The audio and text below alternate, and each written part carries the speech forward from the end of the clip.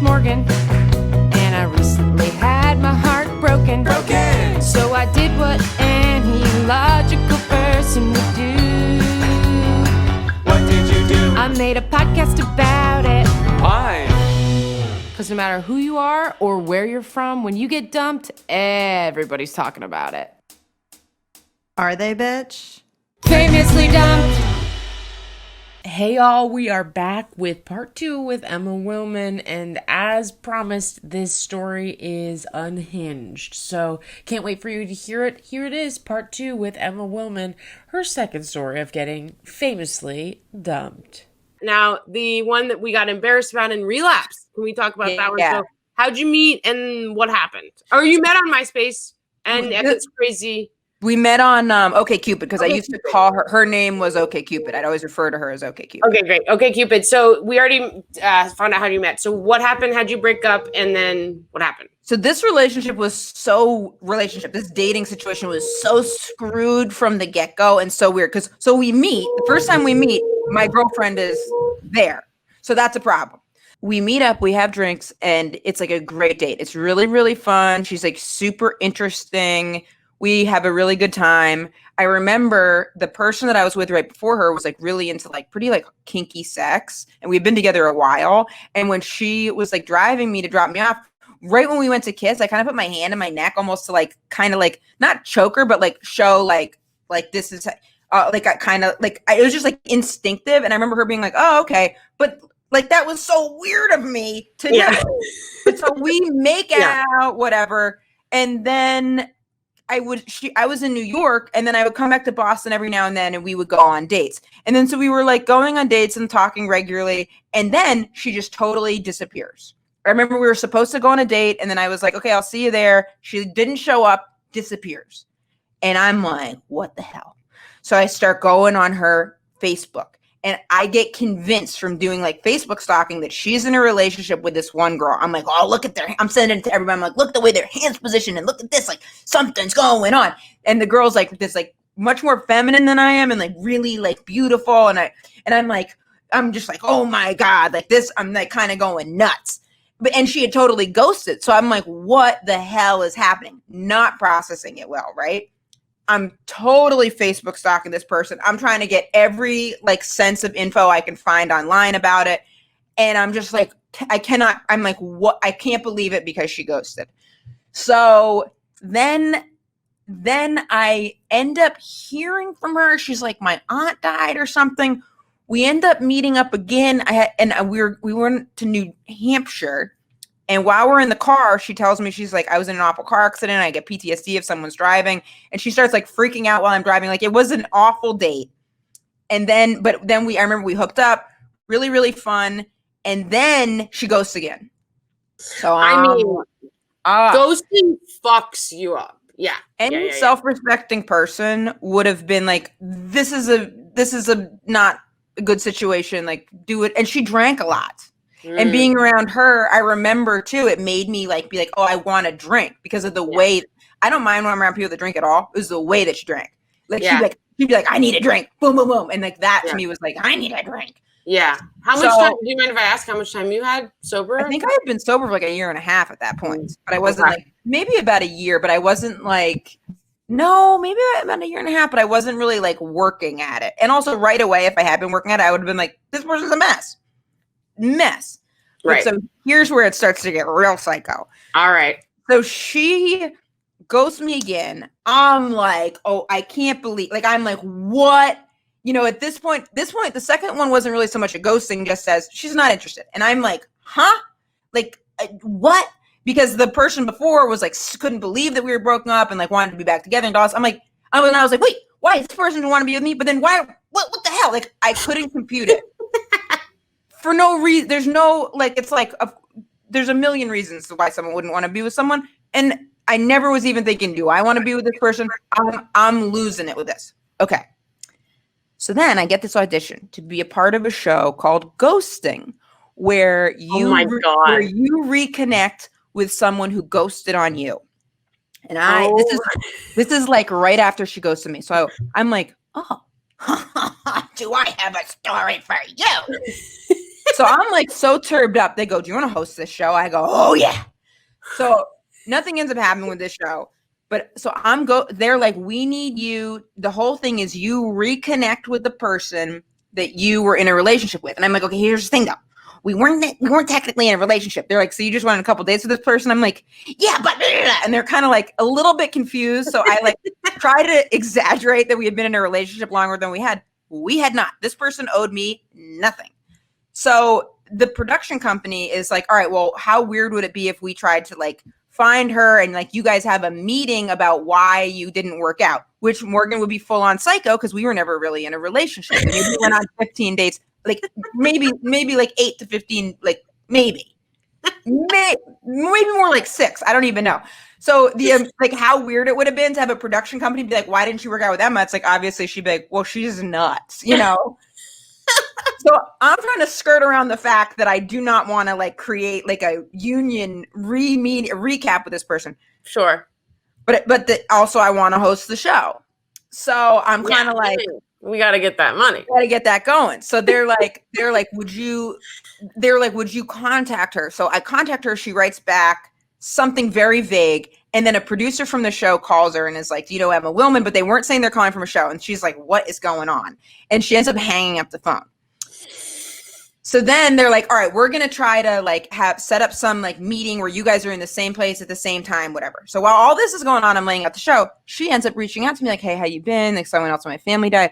So I'm like, "Oh," so her and I start talking again. And now I actually want to meet up with her, but not have it be on camera because obviously that's going to screw everything up. She's going to know I'm a psycho. Because then it's going to be like, she's like, "You must have been kind of like bugged that I ghosted again." And I'm like, "No, I understood." Meanwhile, a fucking production company's hanging over my shoulder, like, because I've made such a big deal out of this breakup with something that was never actually a relationship. Like, crazy. So I was trying to be like, how do I finagle actually going on another date with her again while I've set the wheels in motion for a TV pilot about how she rejected me from something that we were never even in. This is chaos. Chaos. I end up having a friend of mine who's an actress pretend to be her, and we do a meeting for the production company because I'm like, I can't screw this up with this girl. Like full on nuts, you know? Can you just imagine? Bananas. Like, why wouldn't you want to be with Emma? And then there's like a production company videotaping and like just like she's like, because she's too intense. So my friend who's an actress does that. Nothing ends up happening with that show. And then I think she ends up like ghosting me again. And what happened? I think I got in a relationship with someone else. And that made me like kind of just like instantly forget about that. I'm not saying it's a strong point, but there's something Morgan too. My stepdad said this. He's like, some people just get under your skin for some reason. Like, this girl was super interesting. She was really beautiful. She was very different from what I had been around. She was a social worker. And it was just like very, I don't know, but I think a bit for some reason, it just like I had such a hard time dealing with the whole situation. And I created total chaos around it. And it was just like not cool. And I didn't even really, I remember one of the dates we went on, I was like, she's kind of boring a little bit. Yeah. But, and yet the idea of it made me go nuts. It's really embarrassing. I mean, it's a crazy chess match you like set up. I mean, wow. So, and you weren't ever really dating. We were never in a relationship. I mean, we were dating like, yeah. But it was very like, it was very on and off. And then there would be like weeks where we would probably talk every day. And then like when we're going to see each other, and like, then we would see each other in Boston, but it was very much not like, oh, and then I found out that girl I was convinced she was with, she's like, "Oh, have you ever met my best friend, blah, blah, blah?" And I was like, "No," but really I'm like, oh, because I had seen that she's like a sister to me. Like, look at these pictures of us. And I'm like, "Oh, bitch, I've seen those pictures." You know, just crazy. Really embarrassing. Yeah. Yeah. So, but the main way you got over that was you just got in another relationship and you were like, done. Yeah, but then she like sent me a message on Facebook and I was like, "Oh my God." Like she was like, "Hey," and then I wrote back like, "Hey," and then she's like, "Oh, I didn't mean to send that to you." Something like that. Oh god. Or she tagged me in something where so I was like, I just need to never, ever, ever I just need to not engage with this person at all. Right. Because it was so unpredictable. It was like it would be very fun and then totally unpredictable. Yeah. So I kind of got over it, but it took an oddly amount of time to get over considering we never were really together at all. Yeah. How long do you think it took? I'd say it took say we were even going on these sporadic dates like for 6 months. It took me longer to kind of get over that than like long relationships I've been in. But the difference is I controlled the end of those long relationships more because I ended that. This never really got off the ground. And she was just not that interested in me, which is so cool and okay. But I had a really hard time with it. Couldn't swallow it. Yeah. Yeah. I think I convinced myself I really liked her. Mm-hmm. Yeah. Yeah. And then we thrive in chaos a little bit. We like kind of love it and get high off of it. Totally. And I've never had that much chaos ever. Yeah. Well, wait, that's not true. That was just such a ridiculous situation because it was just a totally ridiculous situation because now at this point I had involved this like company, a production company and like a network who's all like, so what's the status of you and your girlfriend? Because I figured out pretty quick because they're like, wait, you were in a relationship or you weren't? And I was like, oh yeah, I just don't have a lot of pictures of it. Like, yeah. You know what I mean? And then if her and I even did meet up, they would have figured out pretty quick we probably hadn't been in a relationship. So yeah. Wow. Okay. So two pretty definitely dramatic, but very different ways of getting dumped and handling it. Yeah. So what is your overall advice for people going through a breakup? What is your overall advice to people maybe listening to this? What would you say is the best way to sort of process and get through these?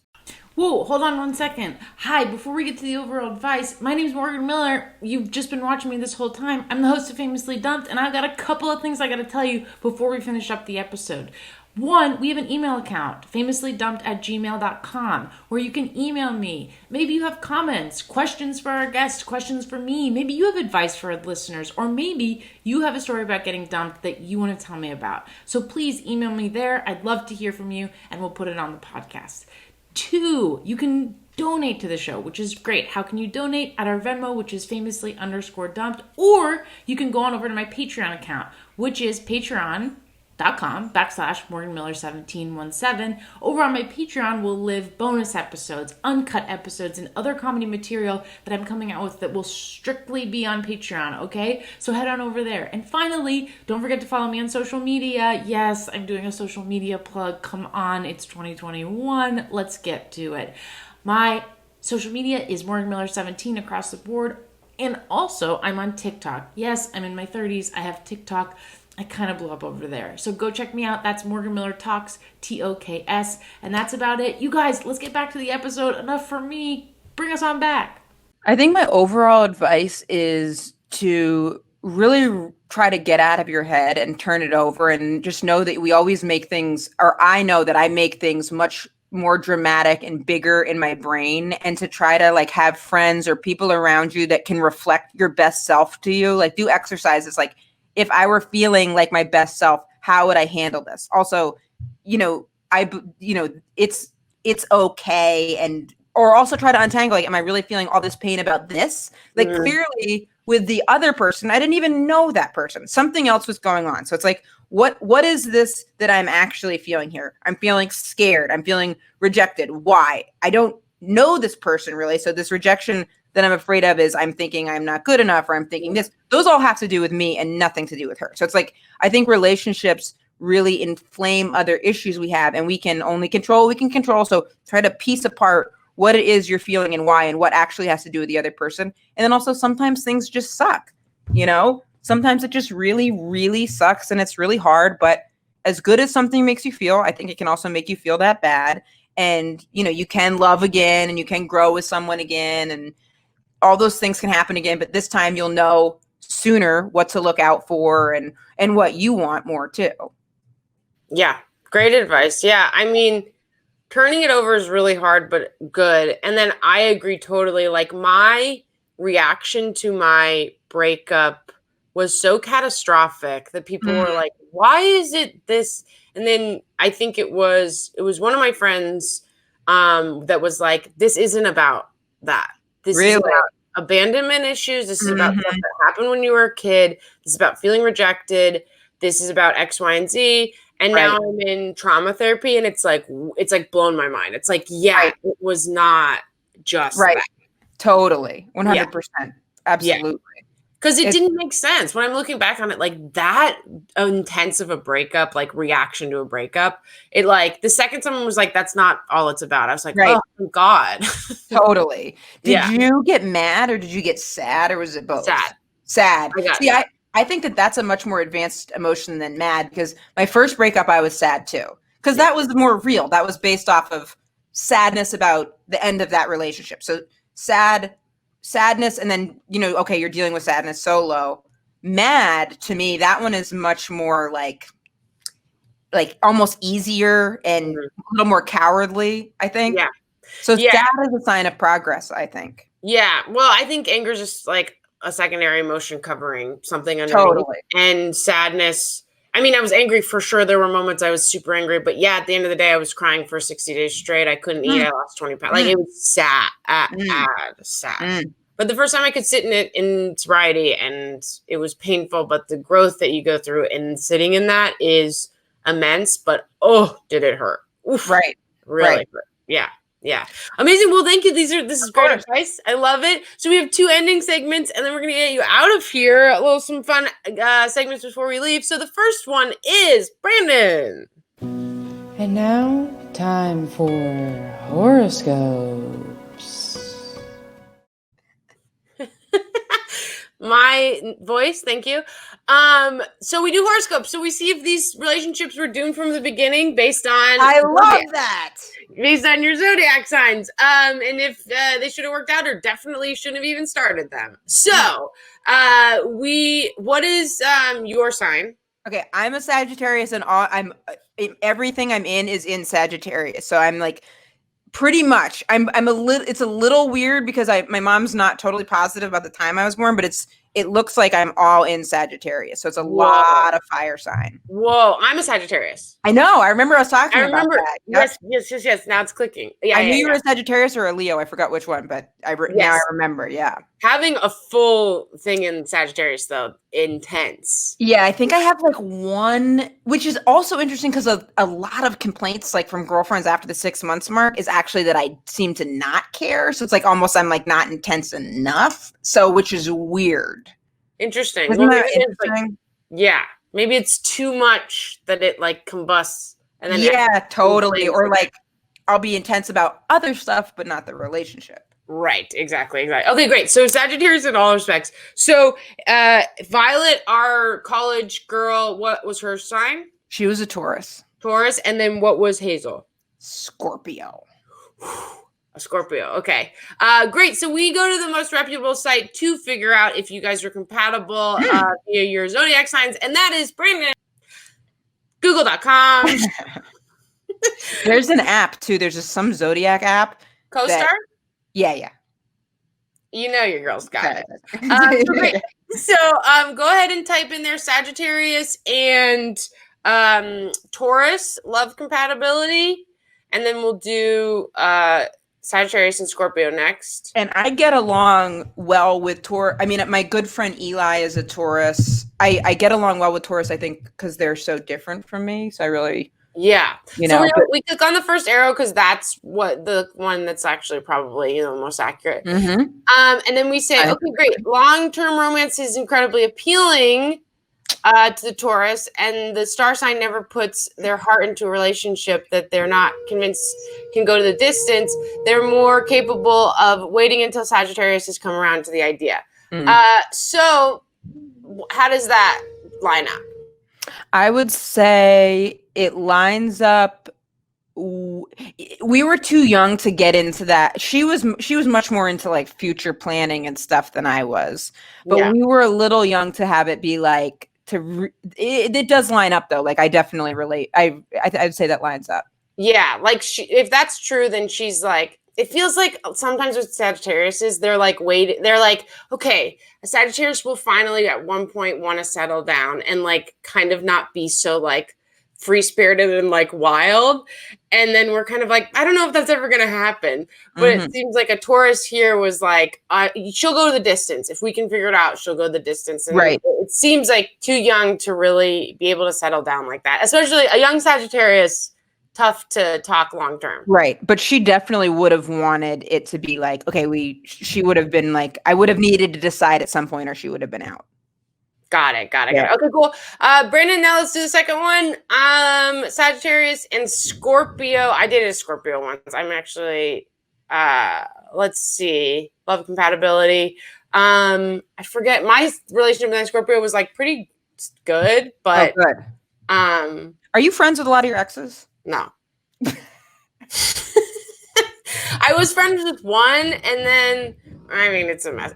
Really? No. Bottom line, no. I feel so bad about the ones I'm not. I mean, I'm not friends with my my most recent ex, who was one of the best people I've ever even gotten to be around. She was such an incredible, wonderful person. I handled it so bad, and I feel so bad about that snag of energy. Yeah, it takes time. Yeah. It takes time, and it also would take ownership on my part of what things I did wrong. But right, exactly. Okay, cool. Let's see. Scorpio and Sagittarius can have love compatibility. Like any match, there's potential, and there are pitfalls. Scorpio and Sagittarius are both very physical in their love adventures. Each picks up much from body language and signals, such as a glance, which feels on kind of point. 100% so accurate. I actually haven't seen this, but that was so accurate because it was like very, also it's like I'm interpreting a glance and a this and a that, like to an extreme, you know what I'm saying? So she was really, really like well able to like flirt. Like it was a good flirt. Yeah. Okay. Wow. Yeah. So spot on, but I don't know long term it could have worked, but right. Also, maybe it wasn't a flirt. Maybe she just had something in her eye, and I was like, "Oh yeah, we flirting now." You know what I mean? Yeah. It seems like the whole thing was so psychotic the second one around that who knows what really happened in the end. Totally. Yeah. All I know is I made it way crazier than I ever even can believe I did. It's a really wonderful story. Thank you for sharing. First time I've heard it. Wow. Okay, good. Yeah. I feel very privileged. Thank you. Thank you.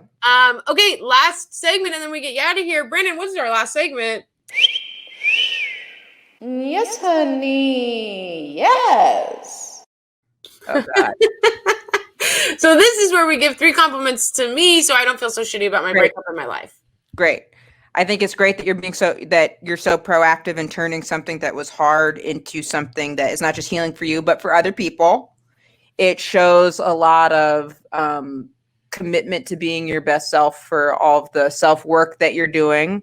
And also, you know, I think it's like really a testament to a good sign of character to, you know, go outside of your comfort zone from like I don't know too much about your childhood or what kind of environment you come from, but from what I gather, you know, going out and like doing something when it's like you could have done a lot of other things. I think that, you know, that is, of course, you know, all different backgrounds make different levels of difficulty with stuff. But I think that that's not easy, and I relate to that. And I think that that's, you know, good character there.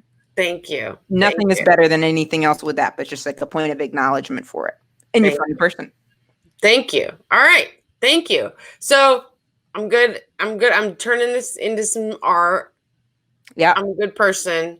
I mean, but that's a good person thing to do. Got it. All right, cool. Well, thank you very much. That part always feels very self-indulgent, but honestly, it makes me feel good. So, hey, whatever you need to do to get it. There's nothing wrong with it when you're trying to make yourself feel better if you're exactly if you're not hurting anybody. Yep, getting guests on here to just shower me with compliments. Mm-hmm. All right, amazing, awesome. So that's our show. So where can people find you on social media and things coming up that we can plug? Just Emma Willmann on Instagram and Facebook. Those are the 2 I'm kind of sticking with. And I don't have live shows coming up, but you can but find me online, and then just I'm trying to get more YouTube videos up. Great. You have a podcast sort of that you're doing. Yeah, I've been doing a podcast during lockdown called Emma's Bunker, and you can find that on iTunes and Spotify.